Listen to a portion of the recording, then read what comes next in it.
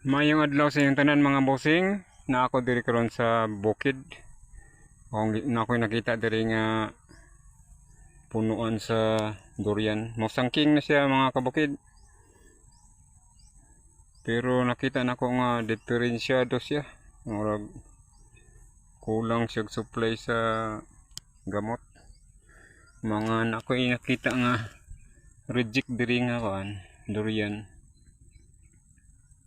Na-reject ni siya kay tungod kay ang iyang graph namatay ang sumpay niya ning turok siya, pero diri na siya sa iyang kuan rootstock. Kaning rootstock ani mga bossing kuan ni siya itong native naman ni siya.